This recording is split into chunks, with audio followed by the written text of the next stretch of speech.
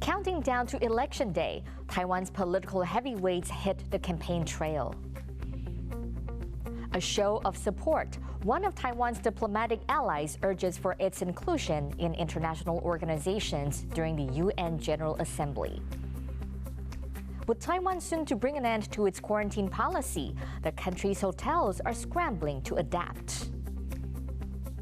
And keeping in step, traditional temple dances from southern Taiwan make their debut at this year's National Day Parade.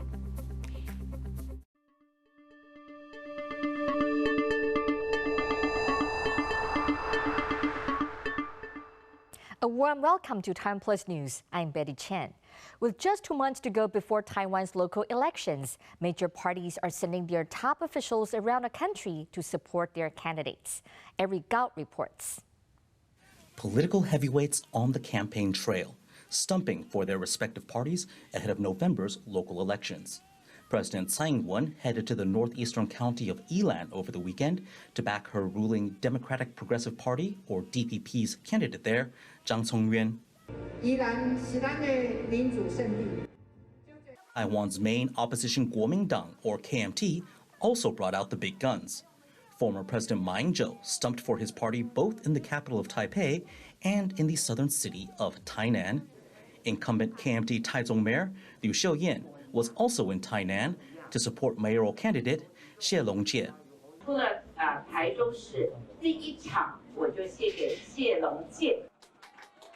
Taiwan's local elections are seen as a sort of midterm referendum on the ruling party. Success here could pave the way for the legislative and presidential elections in 2024. With just 2 months left to persuade voters, both parties are ramping up their campaign efforts before people head to the polls on November 26th. As Naya Zhou, James Rayner, and Eric Gao for TaiwanPlus. Taiwan has hit back against claims in a speech made by China's foreign minister to the UN General Assembly this weekend. 从政治上、法律上和程序上彻底解决了包括台湾在内全中国在联合国以及国际机构中的代表权问题，也彻底封堵了任何人、任何国家企图制造两个中国或者一中一台的任何空间。 Taiwan's Ministry of Foreign Affairs has called Wang's speech a misinterpretation of Resolution 2758. The resolution passed by the General Assembly in 1971 handed China's seat in a body from Chiang Kai-shek's government in Taipei to Beijing. They pointed out that the resolution only addressed the issue of China's representation at the UN and did not mention Taiwan at all. The resolution did not authorize the People's Republic of China to represent Taiwan in the UN system, and it did not say Taiwan was part of the PRC, the ministry said. St. Vincent and the Grenadines has called for Taiwan's inclusion in the United Nations. In a speech to the UN General Assembly on Saturday, the country's Prime Minister Ralph Gonsalves urged members to allow Taiwan to participate more in related organizations. St. Vincent and the Grenadines is one of just 14 countries that still maintain official diplomatic ties with Taipei. Taiwan has not been able to participate in the UN since 1971, when representation of China changed from Taipei and the Republic of China to Beijing and the People's Republic of China. Why do we not encourage peace and security across the Taiwan Straits? By, among other things, permitting Taiwan's participation in the specialized agencies of relevance in the United Nations system, such as the World Health Organization and the International Civil Aviation Organization. British Prime Minister Liz Truss has said that the United Kingdom will, quote, make sure that Taiwan is able to defend itself. In an interview with CNN, Truss said that her government was working with its allies to reduce strategic dependency on China and ensure they have a common response to Beijing's threats. On Taiwan, Truss said that the free world had to learn the lessons from Ukraine and make sure Taiwan is able to defend itself. Heavy rain on Sunday left dozens stranded in northeastern Taiwan. 43 campers were stuck after rivers flooded in Yilan's Qingshui Geothermal Park. 水暴涨中哦，麻烦请待在原地，确保自身的安全。 Excavators were called in to help rescue the stranded campers over 3 hours. Another group of 23 stuck nearby were evacuated on foot. No injuries were reported in either group. Over 300 millimeters of rain were recorded in the area on Sunday. In mid-October, Taiwan is expected to reopen its borders and scrap its 3-day mandatory quarantine for all arrivals. As Louise Watt reports, that's leaving hotels that operate Taiwan's 24,000 quarantine rooms with an uncertain future. As soon as a guest checks out, a cleaner starts disinfecting their hotel room. It's a scene that's played out countless times in Taiwan's roughly 3,000 quarantine hotels over the past 2.5 years. But with Taiwan planning to scrap its mandatory quarantine in mid-October, these hotels that have been hosting Taiwanese and foreign residents returning from abroad say they face a turbulent time ahead. 针对防疫旅馆要改变的话，那必须要给我们点时间。13号开始的话，我们也希望政府的公文能早一点通知我们。 Hotels have lost out on tourist revenue during the pandemic, but quarantine rooms have been a way to make money. At its height, returning travellers had to isolate for 14 days. Now hotels say they need time and money to reorient themselves. 旧的东西稍微做一些更新的话，我想呢，用40个房间来算的话，没有2000万是不可能的。政府在这个地方应该要提高这个比例。很多的旅馆它都会造成人力的不足，整个阵痛期可能将近要1个半月到2个月。 Taiwan is one of the last countries to cling to a quarantine policy because of COVID-19, even though its own daily cases have for months dwarfed the numbers of infected people arriving from abroad. The government aims to do away with its current mandatory 3-day quarantine on October the 13th, providing Taiwan has passed the peak of its latest Omicron outbreak. After that, hotel operators say they have no idea whether quarantine hotels will still exist. But the Tourism Bureau says it will give hotels 2 weeks' notice of any new measures and says hotels can start preparing now for Taiwan's open borders. Patrick Chen and Louise Watt for TaiwanPlus. Taiwan has begun rolling out the second-generation Moderna COVID-19 vaccine. Over 44,000 people got a jab in 13 cities and counties across the country over the weekend, the first time they were available. A third shipment of vaccine doses arrived on Sunday night. These shots have been earmarked for at-risk groups like senior citizens, people in care homes, and adults with compromised immune systems.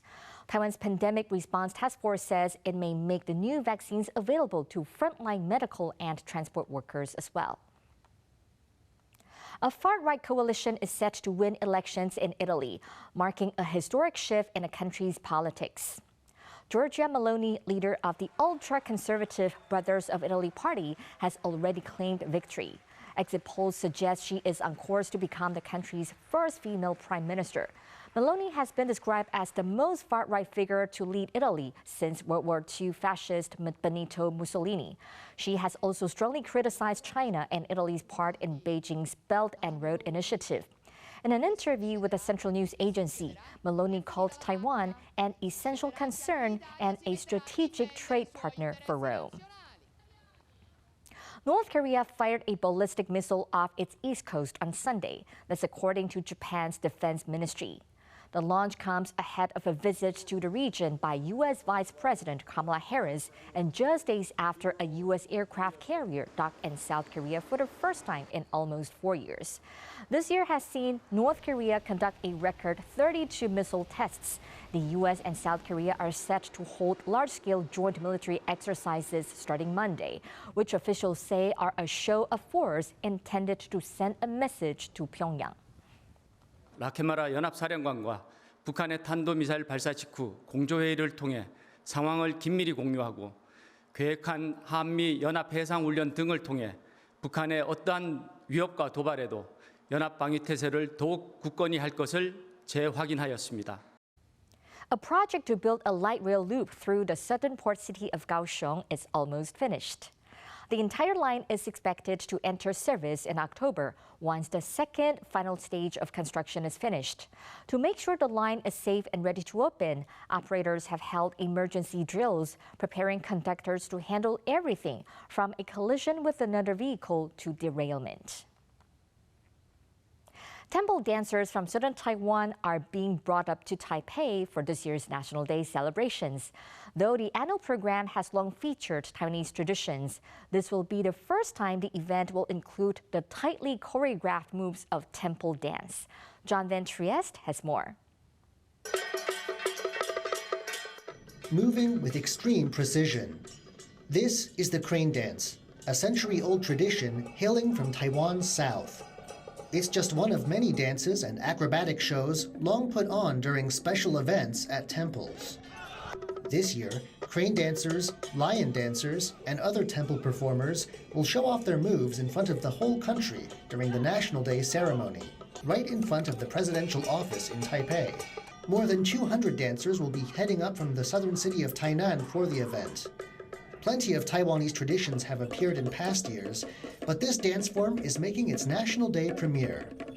These dancers are excited that their turn has now come.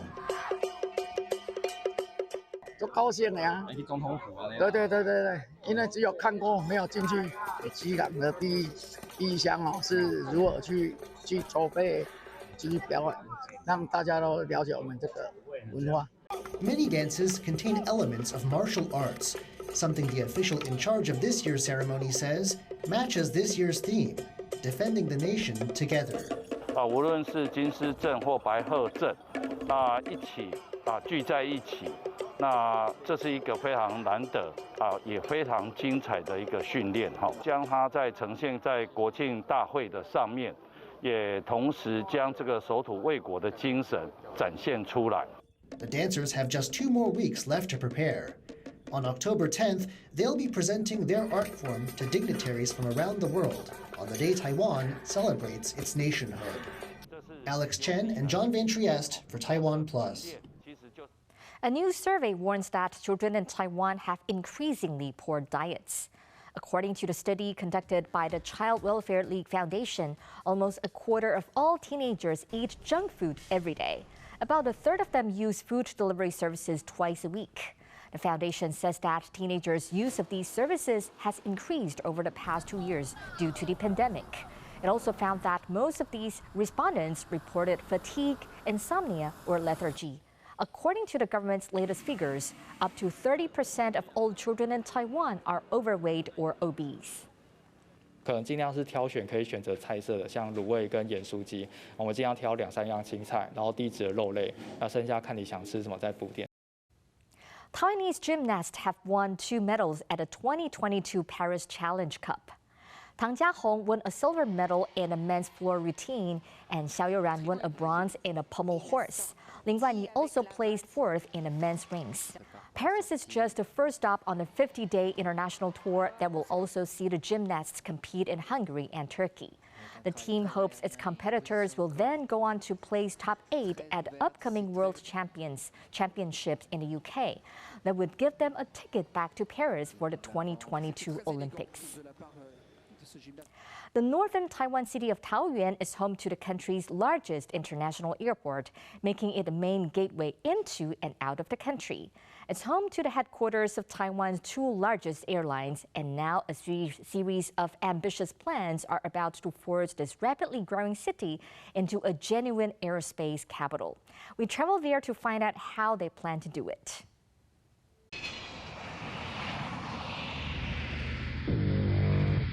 It's midnight at Taiwan's Taoyuan International Airport. One of the world's most modern planes, an Airbus 350 jetliner, inbound from Japan, has just landed.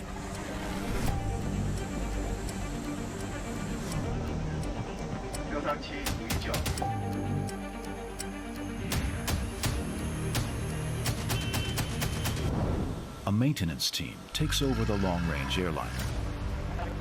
In the next few hours, crew members will perform checks repairs, and adjustments to ensure the safety of the Airbus's 300 passengers.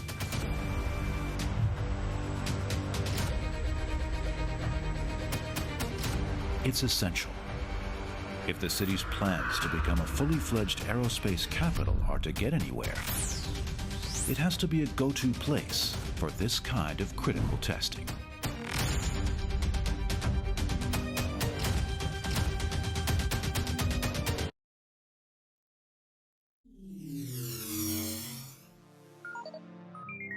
"50 kilometers south of Taipei, Taiwan's capital, Taoyuan is a city with different facets.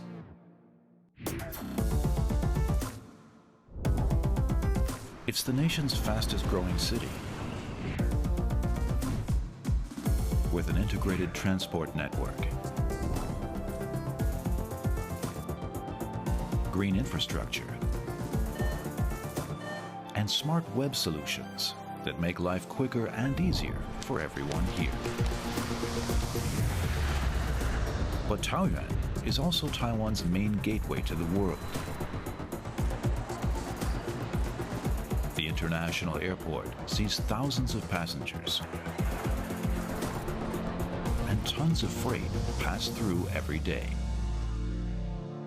And there are bigger plans ahead.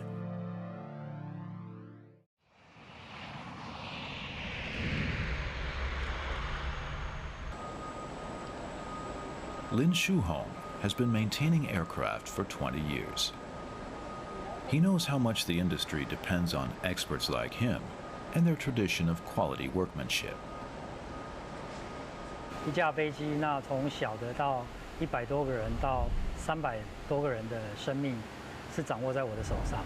所以我想从事这个工作开始，这个使命就在我的肩上。那我觉得这是一个挑战，那对我来讲，这也是一个责任。Tonight, Lin and his team will put the Airbus 350 through what they call an A check.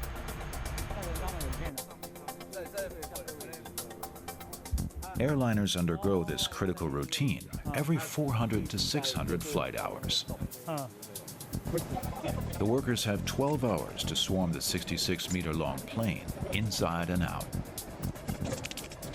examining every nook and cranny, even in the 17-meter tail fin.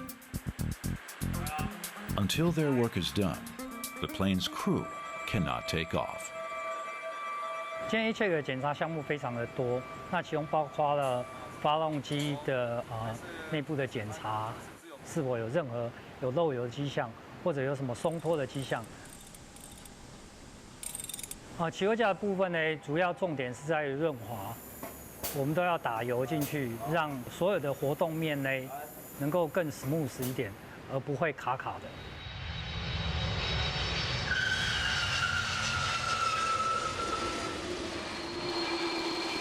Every year, nearly 250,000 aircraft fly to Taoyuan for checks, repairs, and overhauls, generating nearly $2 billion in revenue. It makes the city a leading maintenance center in Asia. 桃园机场本身基本上它的这个地理位置来看的话，是属于东南跟东北的转运站。那同时我们都知道这边有很好的高铁啊、捷运啊、未来的桃园绿线啊等等，基本上在交通枢纽部分也可以跟未来的2大城市桃园跟台北做一个结合，甚至于到基隆，所以这个都是在桃园机场的相对未来航太发展的利基。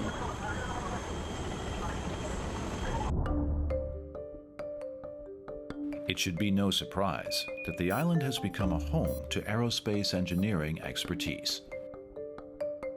Across the Pacific lies the United States, the world's largest economy. China, ranked second, is just to the west. Number 3, Japan, is a hop and a skip north. And to the south are spread the 10 ASEAN nations. Together, the world's 5th largest economy. History foreshadowed this evolution. Hard to imagine that the city's origins were agricultural. Pioneers from the mainland arrived 300 years ago to find an undeveloped land. Taiwan's early history is To support farming, newcomers dug hundreds of ponds in which to store rainwater for irrigation, the basis for what became a prosperous agricultural economy. Centuries later, the lake-filled landscape they left behind earned the district the nickname Thousand Pond Township, a hint of what was to come.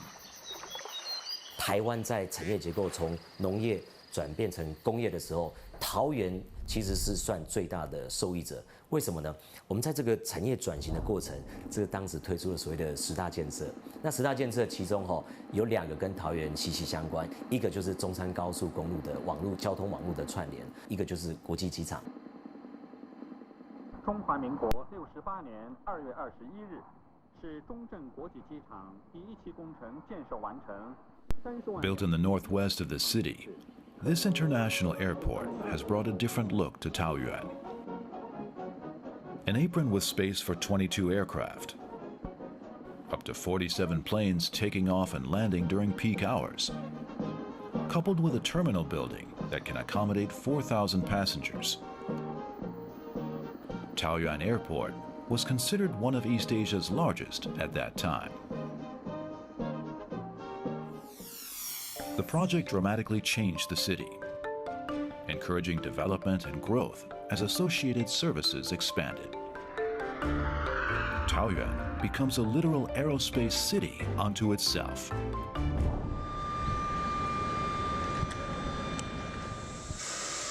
Back to the hangar. Today, the team is ready to perform heart surgery on another aircraft. 发动机会拆下来，会有2种状况。那第一种状况当然就是所谓的定期更换。那另外一个就是非定期更换，就是可能飞机降落或起降的时候在跑道头，那它可能会吸入鸟类或者是地面上的石头，然后造成那个叶片的损坏。那这时候就是要把发动机换掉。 A jet engine is essentially a machine for generating thrust. The turbine blades spin at high speed, compressing air. Injecting fuel into that air forms a volatile gas. When ignited, this gas explodes, creating millions of pounds of thrust that propel the aircraft skyward.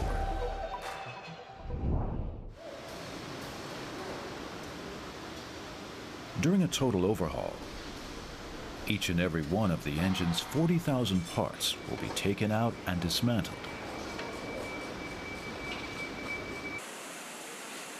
Recording its position and inspecting it.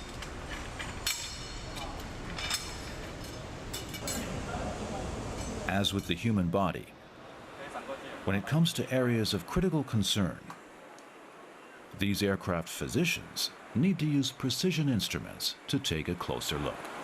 这速度可以吗？可以。OK， 先慢慢排，看会不会撞到。就是内视镜检查。那如果当我们 BSI 小组在做这个内视镜检查，那发现发动机内部的叶片也有损坏的时候，那这时候也会做更换。Before going back to work, the reassembled engine needs to go through a rigorous final test. 那基本上这发动机维修完之后，那它会进到我们所谓的试车台去做一个测试，任何的数据都在所谓的规范内的时候，那它就可以，我们就会把它换上。 Rigorous testing assures the quality of the workmanship. After nearly 60 days of heart surgery, the jumbo jet is ready to return to the skies. 飞机的这个制造商已经开始，为了满足未来疫情后大量旅客旅游商务的需求，已经开始在接订单，开始在制造生产。相信台湾能够在整个航太产业全球供应链里面能够占很重要的一席。 After a pandemic lull, Taoyuan Airport is buzzing again. It prompts planners to begin working on an even more ambitious expansion. 我们做了一个所谓的空前的挑战，就是我们桃园现在有个航空城的计划，把这个机场当成一个核心，那往外蔓延。那我们想充分的发挥所谓的机场经济学，在这个机场周遭，我们有所谓的将近有300公顷的产专区，我们有上千公顷的住宅区跟商业区。那我们引进相关的产业，那再搭配资源性的这些条件，那我想这就是为什么桃园能够成为亚太地区首屈一指的航太城市。